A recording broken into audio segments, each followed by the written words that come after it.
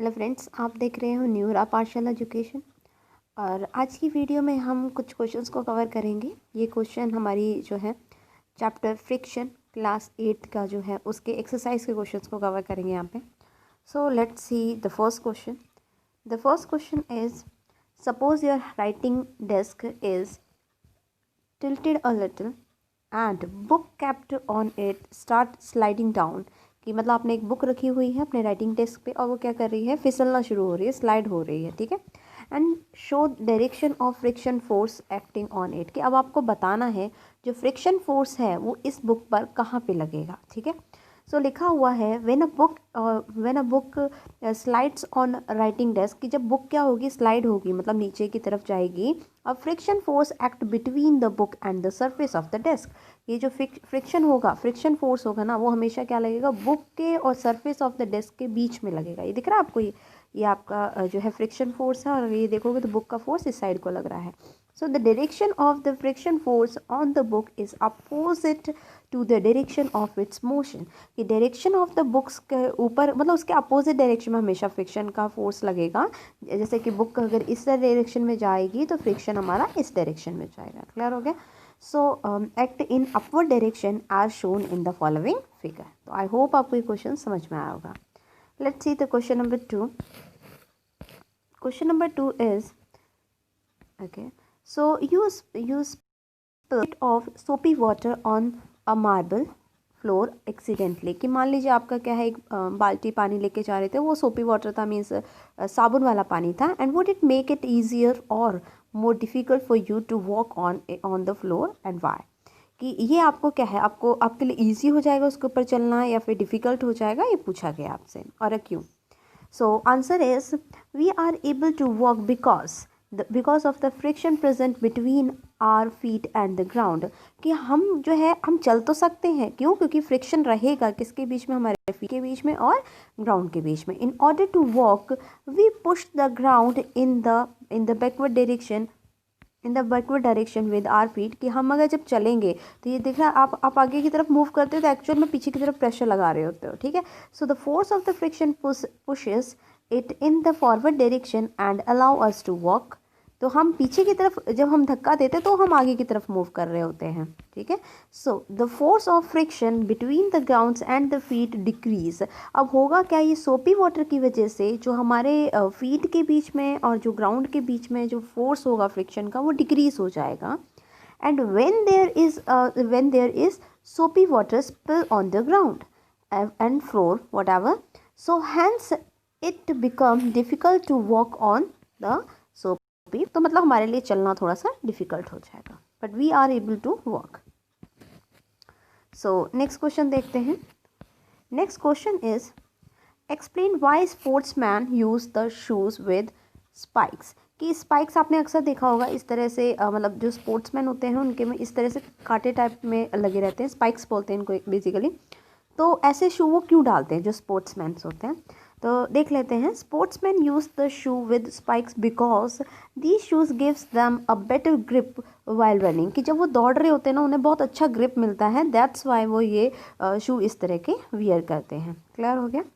Next देख लेते हैं, नेक्स्ट क्वेश्चन क्या है। The next question is, Iqbal has to push a lighter box and Seema has to push a similar heavier box on the same floor।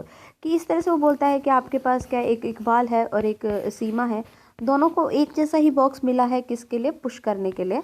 But है क्या, बोलता है कि जो सीमा है उसे हैवियर बॉक्स को पुश करना है और इकबाल को क्या है, लाइटर बॉक्स को पुश करना है। So who will have to apply a large force and why. तो पूछा गया है किसको ज़्यादा फोर्स लगाना पड़ेगा। वैसे तो हमें पता ही है ज़्यादा फोर्स किसको लगाना पड़ेगा, जिसका हैवी बॉक्स होगा, है ना।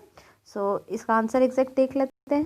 कहता है force of friction arises between of interlocking of irregularity on the two surface in contact. बोलता है कि जो दो जो आपके पास क्या है ऑब्जेक्ट के बीच में, ठीक है, जो इरेगुलरिटी होती है, ठीक है, सरफेस के बीच में, तो हमेशा फ्रिक्शन फोर्स उसी पर डिपेंड कर रहा होता है, ठीक है।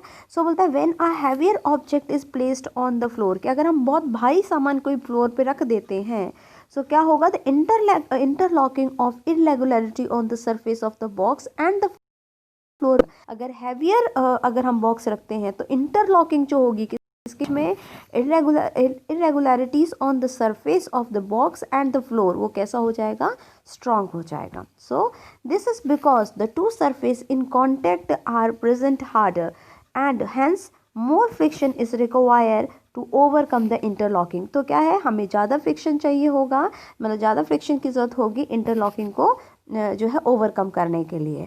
सो thus to push the heavier box Seema has to apply a greater force than Iqbal. तो आई होप आपके क्वेश्चन समझ में आया होगा। नेक्स्ट क्वेश्चन देखते हैं। नेक्स्ट क्वेश्चन है हमारे पास, explain why sliding friction is less than static friction. कि स्लाइडिंग फ्रिक्शन जो होती है वो मतलब कि वो हमारे क्या है, इस लेस देन जो है स्टैटिक फ्रिक्शन, स्टैटिक फ्रिक्शन से ज़्यादा ये स्लाइडिंग फ्रिक्शन कम क्यों होती है, ये पूछा गया है। So let's see the answer. So answer is friction comes into play when irregularity present in the surface of the two object। तो हमने पहले हमेशा फ्रिक्शन कब आता है, जब इरेगुलरिटी होती है किसके, दो सरफेस या फिर दो ऑब्जेक्ट के बीच में, ठीक है, in contact get interlocked each other, ठीक है। And in sliding the time given for interlocking is small. कहता है कि जब हमारे पास क्या है, अगर कोई स्लाइडिंग सरफेस है एक तरह से, उसमें जो इंटरलॉकिंग का जो टाइम होगा वो कैसा होगा, कम होगा, hence the interlocking is not strong. और इसकी वजह से जो स्लाइडिंग सरफेस होगा उसमें जो इंटरलॉकिंग होगी वो ज़्यादा स्ट्रॉन्ग नहीं होगा, एंड देयरफॉर जो है less force is required to overcome the interlocking because of this reason, and sliding friction is less than static friction, ठीक है। सो नेक्स्ट देख लेते हैं क्वेश्चन। नेक्स्ट क्वेश्चन इज़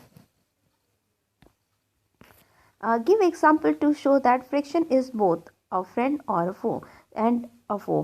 बोलता है कि हमें बताना है कि कैसे, कुछ एग्जांपल्स देने हैं कि जो फ्रिक्शन है वो क्या है, एक फ्रेंड भी है एक फो भी है।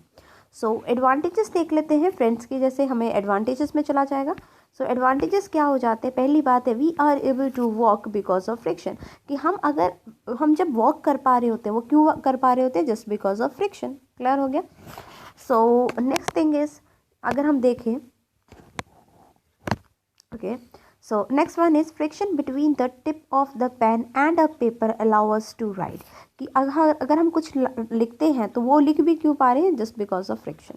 डिसएडवांटेजेस देखते हैं, कहता है tyre and the soles of the shoes wear out because of friction. कि अक्सर हमारे जो टायर हैं और जो जूते के जो सोल होते हैं वो फट जाते हैं, why this happen, just because of friction. Got it. Next is friction between the different part of machine produce heat and this can damage the machine। की होता है क्या है, फ्रिक्शन की वजह से हो सकता है कोई मशीन गर्म हो जाए और उसमें कोई डैमेज आ जाए। सो आई होप आपको ये क्वेश्चन भी समझ में आया होगा। सो नेक्स्ट क्वेश्चन देख लेते हैं। नेक्स्ट क्वेश्चन है जो कि I think this is the last question of this chapter. So let's see, explain why object moving in fluid must have a special shape. कहते हैं कि अगर कोई एक ऑब्जेक्ट है, ठीक है, और वो किस में मूव करना चाहता है, फ्लूइड में, लाइक लिक्विड में अगर कोई मूव करना चाहता है तो उसकी एक स्पेशल जस्ट लाइक जैसे हम फिश को देखें, है ना। सो ऐसा क्यों है उसका देख लेते हैं। When a object move through a fluid, कि कभी एक ऑब्जेक्ट जो है फ्लूइड से मूव करेगी, it experience an opposing force which try to oppose its motion through the fluid. तो आपने भी अक्सर देखा होगा कि अगर आप कभी भी पानी के अंदर चलने की कोशिश करोगे तो आप उतना फ्लुएंटली नहीं चल पाओगे जितना कि आप अपने एयर में, मतलब हम जो ग्राउंड पे जितने अच्छे से रन कर पाते हैं या वॉक कर पाते हैं, we are not able to walk in a same manner in the fluid, right. So यहाँ पे बोला हुआ है ऐसा क्यों है, क्योंकि वो बेसिकली उसका जो फोर्स है वो हमें अपोज कर रहा होता है, ठीक है। So this opposing force is known as जो है ड्रैग फोर्स। इस अपोजिंग फोर्स को हम क्या कहते हैं, ड्रैग फोर्स कहते हैं। And this frictional force depends on the shape of body. This frictional force depends on the shape of the body, and by giving the object a special shape the force of friction acting on it can be minimized। कि अगर हम एक special उसको shape दे object को जो कि basically fluid में walk कर रहा है, तो अल्टीमेटली क्या हो जाएगा, वो उसको थोड़ा सा उसका फ्रिक्शन फोर्स को क्या कर सकता है, मिनिमाइज कर सकता है, and hence it become easier for body to move through the fluid. तो समझ में आ गया आपको कि इससे क्या हो जाएगा, एक ऑब्जेक्ट जो है बेसिकली वो आराम से मूव कर पाएगा फ्लूइड में। तो आई होप आपको ये सारे क्वेश्चन समझ में आए होंगे। सो गाइस, अगर वीडियो अच्छी लगी हो तो प्लीज़ इसे लाइक करिए, अपने फ्रेंड्स के साथ शेयर करिए, and thank you to all for watching this video.